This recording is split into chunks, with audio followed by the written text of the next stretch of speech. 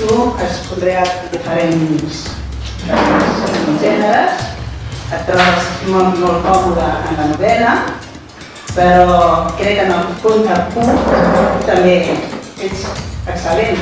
Per què sempre la novel·la? T'estimes més la novel·la que el conte curt?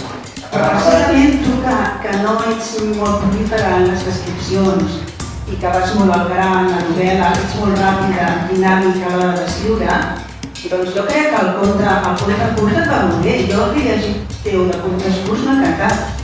Saber que m'agrada. No, m'agrada escriure contes i de fet necessito escriure contes perquè en moltes ocasions les idees que tens les desenvolupes millor en conte, però no perquè sigui el laboratori del que després faràs servir, sinó perquè aleshores estàs consolidant aquella idea de forma ficcional o de forma literària. I per tant aquella idea ja forma part del meu petit univers creatiu. I després allò jo ho puc elaborar de nou, reficcionar i utilitzar-ho en novel·la. No tant com allò que et diuen és gènere menor i aleshores si escrius conte després ja pots passar a novel·la, no, ni molt menys. Ni molt menys, perquè com dic a mi em costa molt més, quan ara per qualsevol cosa em demanen de col·laborar fent un recull de contes i si tu podries escriure un conte, penso, ostres, tu.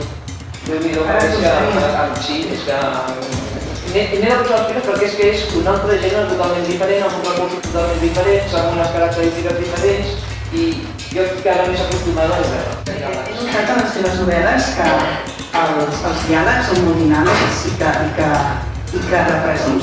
retraten a través de la paraula dels personatges. Tu t'imagines com és exactament aquest personatge. Més que les grans descripcions, els personatges se'ls endevina com són parlant, perquè és quan parles que tu t'estàs retratant, no? I no calen aquestes descripcions, que si amb una patilla vermella, tal i qual, no, que no cal, no? I m'agraden els diàlegs, perquè veus com és el personatge molt bé.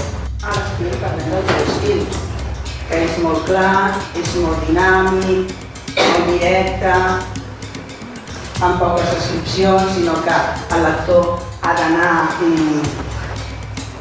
esbrinant a través dels diàlegs, a través de les petites coses que es diuen, has d'anar fent-te tu la teva imatge del personatge o fins i tot el lloc on ets, però en l'última novel·la, el jurament, tens unes descripcions magnífiques.